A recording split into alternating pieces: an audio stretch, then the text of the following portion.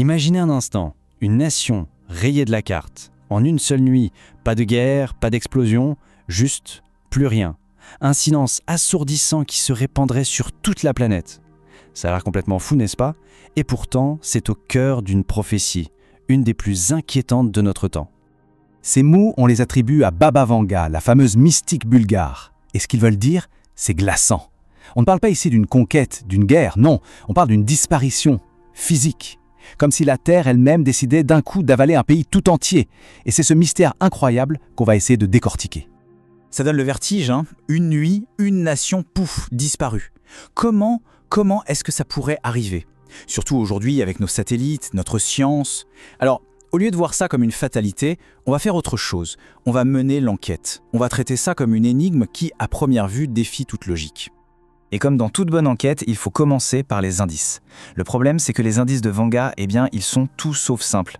Elle ne disait jamais « tel pays », non, elle parlait en images, en métaphores. Donc pour trouver cette fameuse nation, il faut d'abord décoder son langage. Alors il y a 3 critères qui reviennent tout le temps dans ces visions. D'abord, elle parle d'eau qui vient du sol, pas du ciel. Ça fait tout de suite penser à une terre instable, comme une éponge gorgée d'eau par en dessous. Ensuite, il y a cette image, une bouche qui nourrit les navires. Là, c'est assez clair, on pense tout de suite à un grand port, un poumon économique. Et puis il y a le dernier critère, et honnêtement, c'est le plus troublant, des rires plus forts que les secousses. L'image d'une société qui continue sa vie, tout en ignorant les avertissements. Mais alors, la question c'est, comment est-ce qu'une nation entière peut juste s'engloutir? La réponse, elle n'est pas dans la magie. Non, elle est bien plus proche de nous.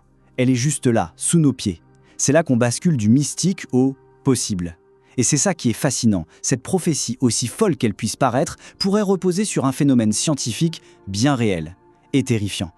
C'est le moment où la science rencontre la prophétie. Ce qu'on sait aujourd'hui, ce que les géologues observent, ça donne un poids incroyable aux paroles de Vanga. C'est là que sa vision passe de la pure spéculation à une possibilité concrète. Le terme scientifique, c'est l'affaissement du sol. En gros, c'est quand un terrain s'enfonce sur lui-même. Et ça arrive souvent à cause de quoi? Du pompage de l'eau souterraine. On vide les nappes phréatiques et le sol perd son soutien. Et là, la correspondance avec la vision de Vanga est dingue. L'eau venant du sol. C'est exactement ça. Elle a décrit, avec ces mots, un processus que nos scientifiques voient se produire aujourd'hui et ça les inquiète de plus en plus. Pour que ce soit bien concret, prenons un chiffre, 10 cm. C'est la vitesse à laquelle certains quartiers de Jakarta s'enfoncent chaque année. Ce n'est plus une théorie lointaine, c'est une urgence. Tellement urgente que l'Indonésie est en train de déménager sa capitale. Ce chiffre, il nous dit une chose. Le phénomène que Vanga a décrit, il n'est pas lent, il se passe maintenant. Et il s'accélère. Ok, donc on a les indices de Vanga et on a un mécanisme scientifique qui tient la route. L'enquête peut vraiment commencer. Alors, quelle nation aujourd'hui coche toutes ces cases? Quelles sont les candidates à cette terrible prophétie? Accrochez-vous parce que la liste des suspects, elle est bien plus longue et bien plus surprenante qu'on pourrait le croire. Alors voilà les principaux suspects. Et ce qui frappe tout de suite, c'est que ça touche tout le monde. L'Indonésie, le Japon, les Pays-Bas, le Bangladesh et même certaines zones côtières des États-Unis, tous remplissent les 3 critères. L'affaissement, un port majeur et des avertissements ignorés. Ça veut dire que la menace, elle n'est pas locale, elle est globale. Mais attendez, ce n'est pas fini. Juste quand on pense avoir la liste des suspects, un nouvel indice vient de tomber.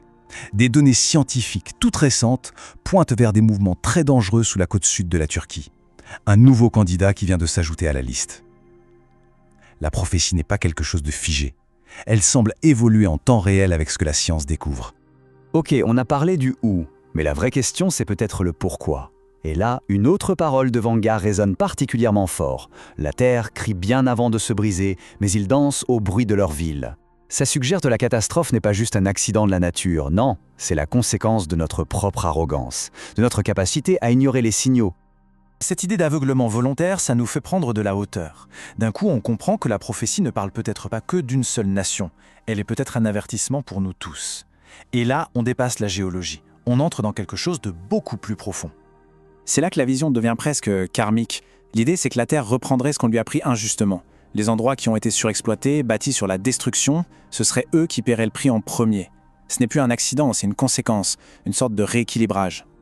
Ok, mais imaginons le pire. La nation disparaît. Et après, qu'est-ce qui se passe? Eh bien, si on en croit Vanga, ce n'est pas la fin. Pas du tout. C'est juste le début. le premier domino d'une réaction en chaîne qui pourrait toucher le monde entier. Parce que sa vision va beaucoup plus loin, et cette partie est souvent oubliée. Elle parle de la prophétie des 3 pertes. La première, c'est la nation qui disparaît sous la terre, mais ce n'est que le détonateur. Après ça, une deuxième nation brûlerait de l'intérieur, on pense à une guerre civile, et une troisième serait divisée en 2, déchirée par une sorte de guerre idéologique. Et pour complexifier le tout, elle introduit un concept super étrange, la nation miroir. L'idée, c'est qu'il y aurait 2 nations liées. Quand la première disparaît physiquement, engloutie, son miroir, lui, reste intact physiquement, mais il s'effondre de l'intérieur. Le sol s'effondre pour l'une, la société s'effondre pour l'autre. 2 destins opposés, mais parfaitement synchronisés. Évidemment, les analystes ont spéculé sur des paires potentielles. Les États-Unis et le Japon, l'Indonésie et la Chine, la Turquie et la Russie. Chaque fois, ce sont des nations avec des liens très forts. Imaginez la perte soudaine d'un allié aussi crucial. Le vide créé serait si énorme qu'il pourrait faire imploser la nation miroir de l'intérieur. Ça rajoute une dimension géopolitique complètement folle à toute l'histoire. Mais au-delà de la géopolitique, il y a le coût humain. Et la vision la plus sombre de Vanga, ce n'est peut-être pas la catastrophe elle-même, c'est ce qui vient après. Elle a dit « Ils marcheront dans des vêtements encore mouillés par la mer, mais personne n'ouvrira la porte. Les nations craindront ce qui les suit. » C'est terrible. Ça décrit un effondrement moral, un monde qui, paralysé par la peur, ferme ses portes à des millions de réfugiés. Et tout ça, ça nous amène au grand final de la prophétie. Parce qu'au bout du compte, ce n'est pas une histoire de fin du monde inévitable. C'est autre chose. C'est l'histoire d'un choix, d'un test ultime pour l'humanité. Voici la vision. Quand l'eau se refermera sur la terre, le ciel s'ouvrira. 2 routes seront visibles. L'une ramène au feu, l'autre à la brume et à la lumière. C'est le choix. Le feu, c'est la peur, le repli sur soi. La lumière, c'est l'entraide, l'unité. Et elle insiste sur un point, la bonne route ne sera pas la plus évidente. Et c'est ça finalement le cœur du message. La catastrophe n'est pas juste une tragédie, c'est une leçon. C'est un immense miroir qu'on nous tendrait au visage. Le but n'a jamais été de faire peur, mais de nous réveiller, de nous forcer à nous regarder et à choisir ce que nous voulons devenir. Ce qui nous laisse avec cette question finale. Un chemin, c'est le feu. L'autre, la lumière. Mais lequel est lequel ? La prophétie, elle ne donne pas la réponse. Elle nous dit juste que dans le chaos, ce ne sera pas facile de les distinguer. Et ce choix, il nous appartient.